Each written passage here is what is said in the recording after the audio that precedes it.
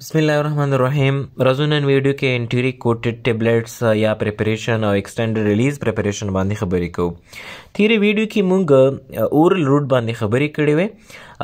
वीली मुची बाज दरमल ची मुंग ओरली दी खुले लारी नारूख ता तत्बिक कवो वर्कवो अगा ड्रग्स बया पाउडरो फॉर्म की हुई या बा टेबलेट शिकल की या बा कैप्सूल शिकल की या बा सिरप शरबत पे शिकल या दासी नूर خو د درملو دوه نور حالتونه هم دي چې هغه موږ اورلی تطبیقوو او د درملو سره لیکل شوي وي انټریک کوټډ پریپریشن. تاسو شاید بعضې ډرګز یا درمل لیدلی وي ډبي به مو لیدلی وي چې ورباندې لیکلی وي انټریک کوټډ ټابلیټس او بعضې ډرګز باندې لیکلی وي ایکسټینډډ ریلیز ټابلیټس. راځو په دې دواړو موضوعاتو باندې خبرې کوو. هغه ډرګز هغه درمل چې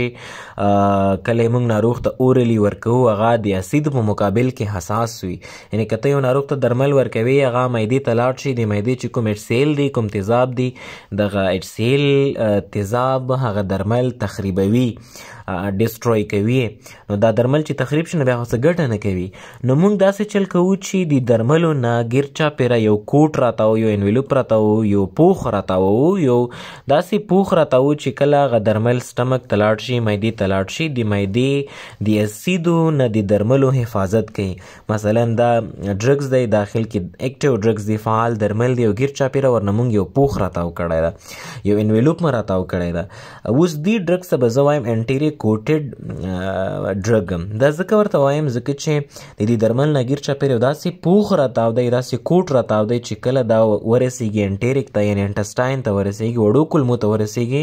په وړو کولمو کې به دغه کوټ یا دغه پوخ حل شي او درمل به ورنه راوځي او درمل به د اسیدي انوایرمنټ نه د سټمک د اسیدو نه به په امان کې شوي وي، پروټیکشن به یې شوي، حفاظت به یې شوی وي. نو بعضې ډرګ داسې راځي چې هغې نه ګیر چاپېره یو انویلوپ راتاوي، یو پوخ راتاوي. هغه پوخ کار دا وي چې د درملو حفاظت وکړي، له چا نه وکړي د معدې له اسیدو نه وکړي تر څو د معدې اسید هغه درمل وخت نه مخکې تخریب نه کړي، نو چې تخریب شي بیا خو کار نه کوي. او دغه انټیری کوټډ ټیبلیټس وي یا که کیپسول فارم کې راغلي وي دا به بیا ځي سمال انټسټاین ته. کله چې سمال انټسټاین ته ورسېږي هلته چونکې پی ایچ لوړ دی، تیزابي چاپېریال نه دی، الکلي چاپېریال دی، نو په سمال انټسټاین کې وړو کولمو کې به دغه چې کوم پوخ ورنه راتاو دی دا به کوټ به حل شي، ډیزالو به شي، ډرګز به ورنه راوځي او دغه ډرګز به بیا جذب شي او دوران ته به لاړ شي، بیا به ایکشن یا تاثیر کوي. نو د دې وجه نه دې ډرګز ته دغه درملو ته موږ انټیری کوټډ پریپریشن وایو. یو څو اگزامپلز مې اخیستي دي. تاسې شاید د پروټون پمپ انهیبیټرز درملو نومونه اورېدلي لکه اومیپرازول، ایسومیپرازول وغیره. تاسې که لیدلي دا اومیپرازول کیپسول کې راځي، یعنې هغه ګیر چاپېره د درملو نه یو پوخ راتاوي، داخل کې بیا ډرګز وي. د اومیپرازول چې کوم ډرګ دی دې نه موږ پوخ ولې راتاو کړی ده، کپسول کې ولې راځي؟ دا ځکه راځي چې دغه ډرګز دغه درمل کله چې معدې ته لاړ شي د معدې د اسیدو په مقابل کې دغه درمل حساس دی، یعنې اسید درمل ډسټروی کوي، تخریبوي. اوس دې لپاره موږ د دې نه یو پوخ راتاوي چې هغه پوخ د جیلټن نه جوړ شوی وي او د معدې اسیدو نه بیا درمل پروټیکټډ وي. اوس چې کله هم دا اومیپرازول کیپسول ورسیږي سمال انټسټاین ته وړو کولمو کې به دغه پوخ حل شي، د ډرګز به ورنه راوځي، جذب به شي او بیا به خپل ایکشنز کوي، خپل کار به کوي. همدا رقم د دې وجې نه کوم ډرګز چې کیپسول کې راځي هغې وجه دا وي چې د سټمک اسید نه یې پروټیکشن شوی، حفاظت شوی وي. دې ته بیا موږ انټیری کوټډ ډیزاین وایو یا پریپریشن وایو یا ډرګز وایو. دویم اگزامپل د اسپایرین. اسپایرین اسید دی موږ اکثره تبه کې، درد کې، التهاب دې شیانو کې استعمالیږي.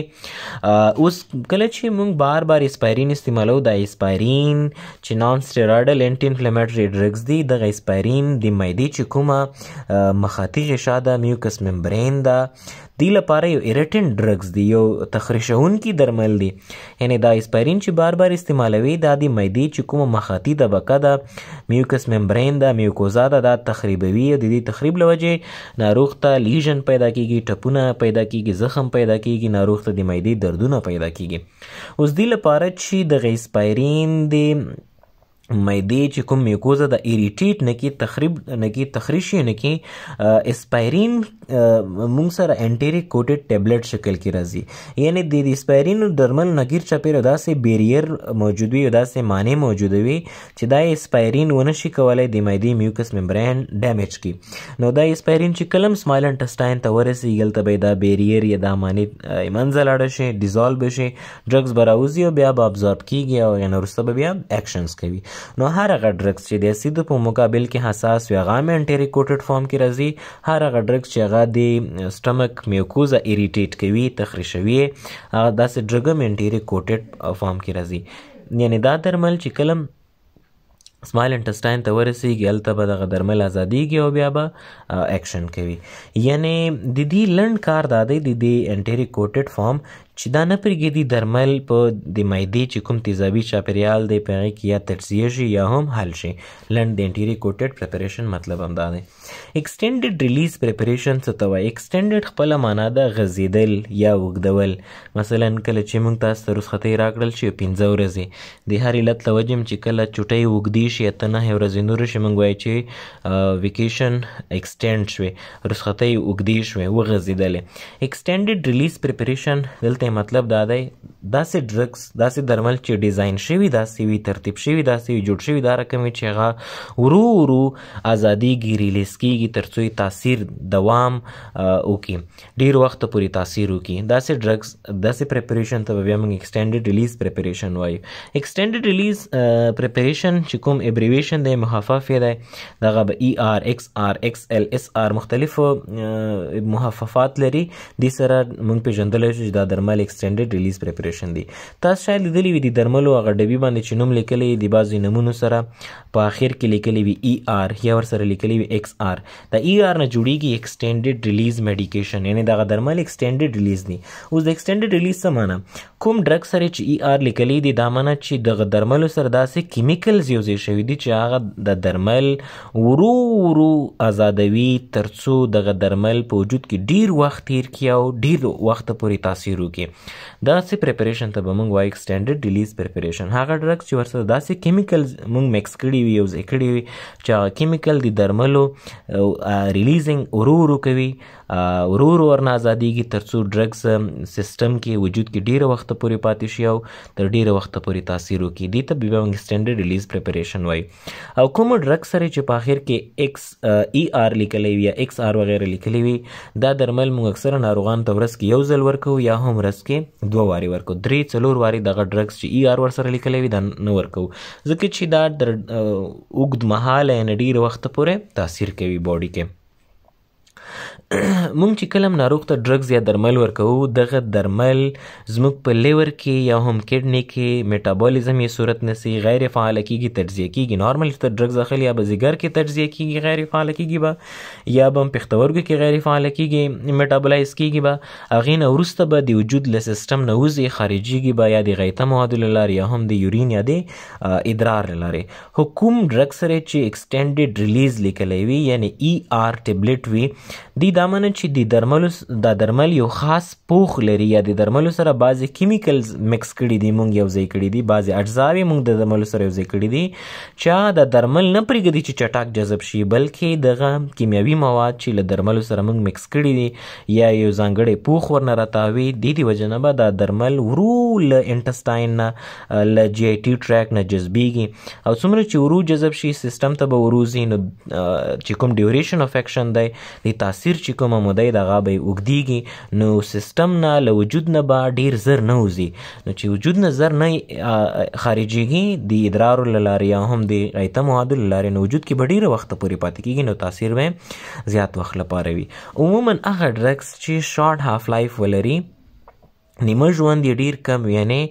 ډېر کم وخت کې پلازما کې غلظت نیمایي ته راکوزیږي یعنې شارټ هاف لایف ولري داسې ډرګز اکثره ایکسټینډډ ریلیز فارم کې راځي فار ایگزامپل که ته یو ناروغ دردونه لري او ته اورلی د خولې له لارې مارفین ورکوي چې مارفین پین کیلر دی درد ضد اغیزې لري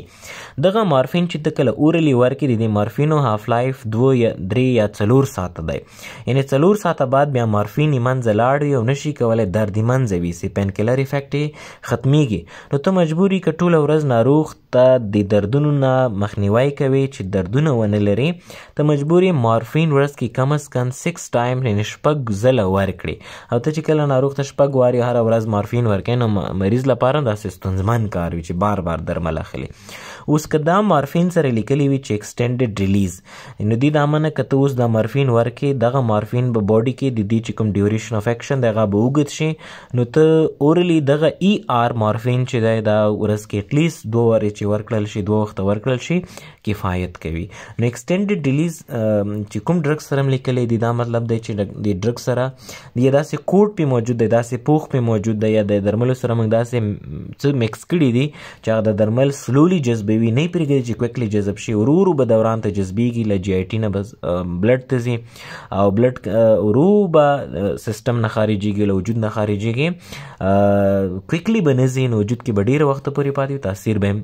زیات وي. نو په لنډ ډول مهمه خبره دا ده چې کوم ډرګ سره ای آر لیکلی وي ایکس آر لیکلی وي دا ډرګز موږ عموم کې ورځ کې 1 وارې ناروغ ته ورکوو یا هم 2 ټایم ناروغ ته دغه ډرګز ورکوو.